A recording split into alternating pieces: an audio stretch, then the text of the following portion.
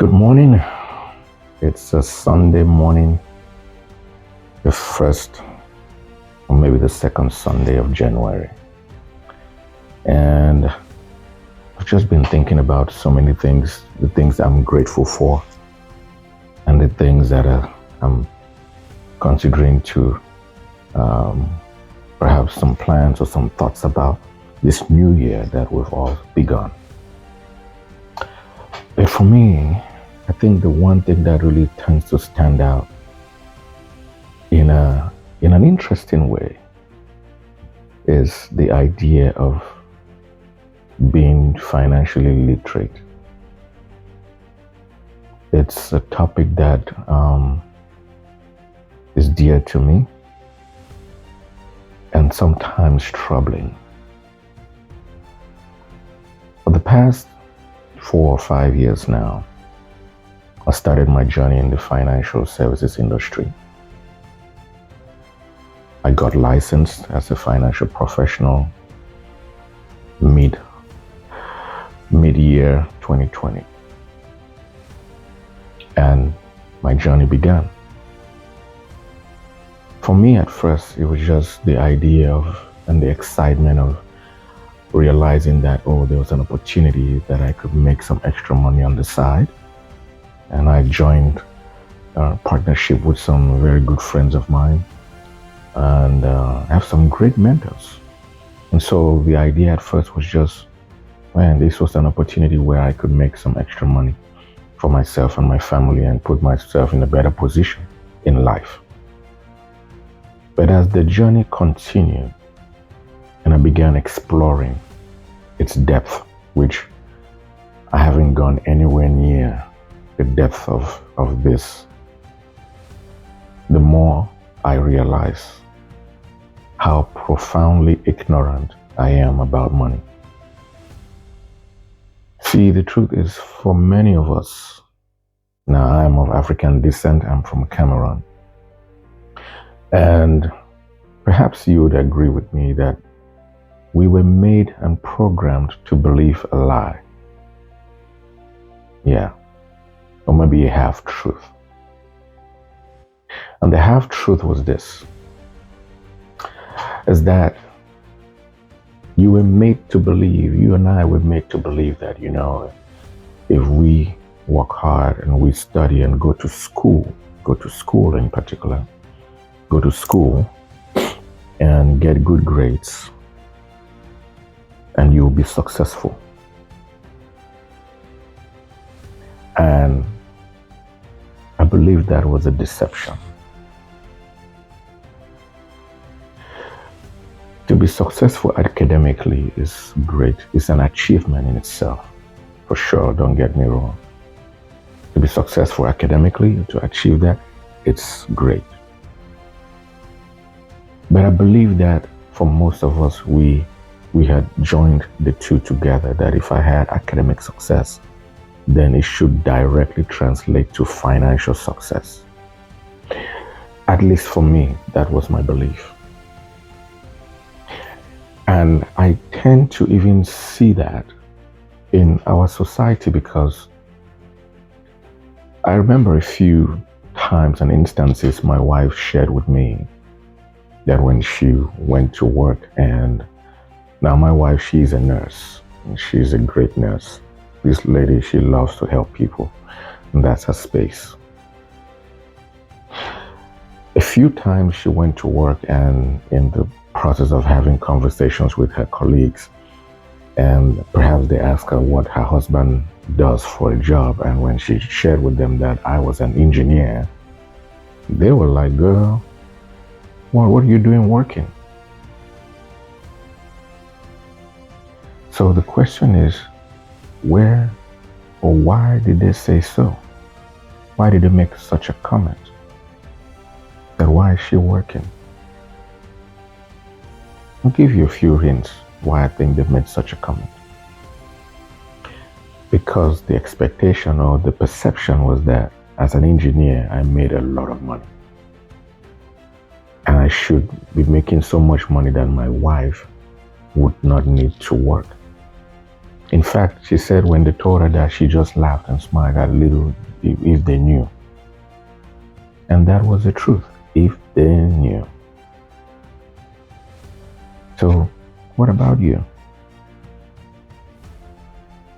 Has that academic achievement of yours really translated to the kind of financial remuneration that you had hoped or expected?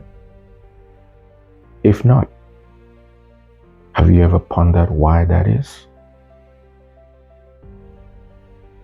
Is it truly because you're not working hard enough on your job? Or is it because you're not skilled enough? I beg to differ. Because this all stemmed from the programming that we began receiving from childhood. We were made to be afraid of failure. So every time, even when you failed a class at school, you dreaded telling your parents about that you failed. Let alone in Cameroon, where we grew up, we used to have public exams. So at some point, everybody knew you failed. If you wrote the GCE and you failed, everybody would know that you had failed. And it was traumatizing for those who failed. It was painful.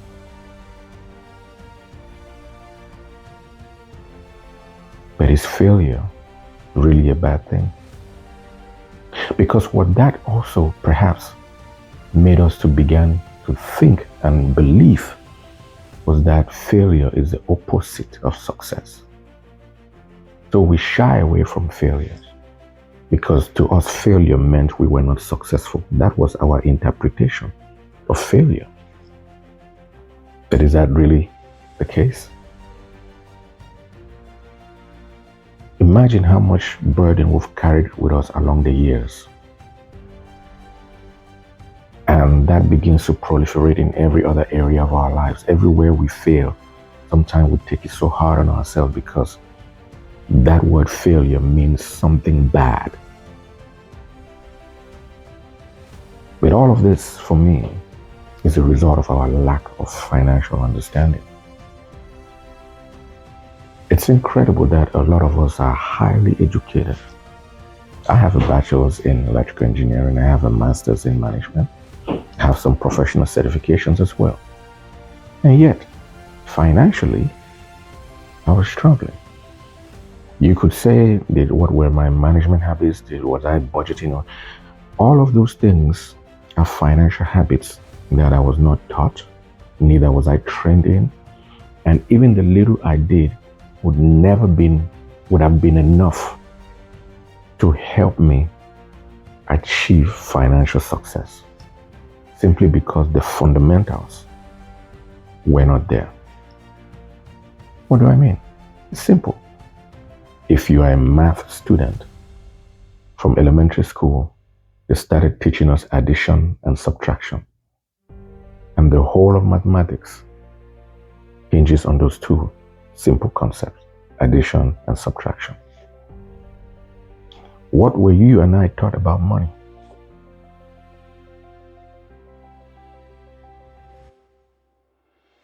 What were you and I taught about money? Probably nothing.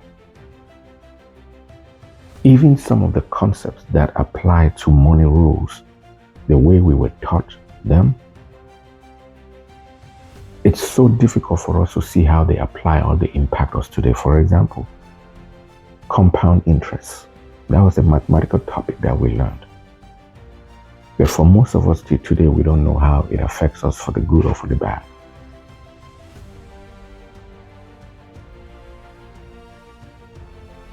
So over the last 5 years, not only have I been having conversations with friends and family members, but I've been doing my own research, my own studying to truly educate myself in that arena. Because I quickly realized that that was the one area that I knew very little about. If you were sciences, biology, chemistry, physics, math, we could have a conversation. If it were other areas, we could have a conversation. But when it came to money matters, I can guarantee you, for most of us, we can only go that far. We can only go that far. And yet, it is the one area that impacts the rest of our lives. There are 6 aspects that, for me, if you are balanced in these 6 areas, you are a wealthy person.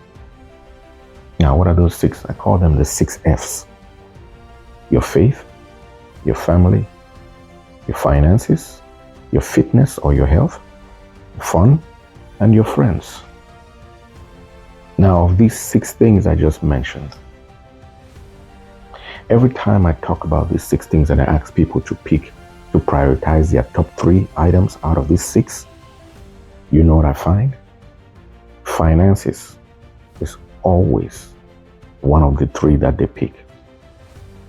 And rightfully so. Because here's the thing. Money is like your thumb. And your thumb is the only finger that can touch the other fingers. Your thumb. And so money affects every other area of your life. Every other area of your life. I didn't know this until late 2020, 2021. And that has completely changed my mind about so many things. Because I see how money has affected me in every area. My relationship with God, my relationship in my house, with my spouse, with my children, everything.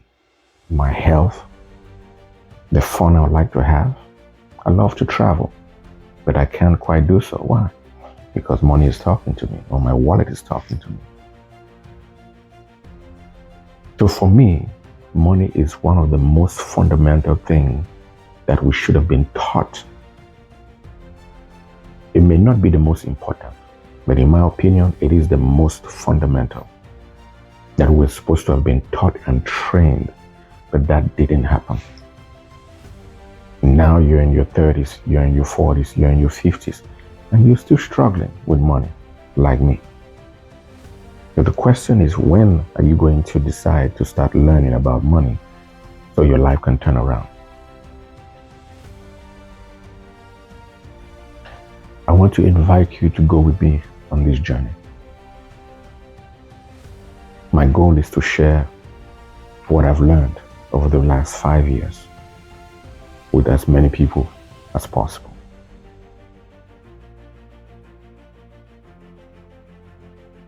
I like to examine things. As an engineer, that's how we were trained to critically think and be detail-oriented. And so I bring the same focus and rigor to examine things that I'm studying and I'm learning about money today.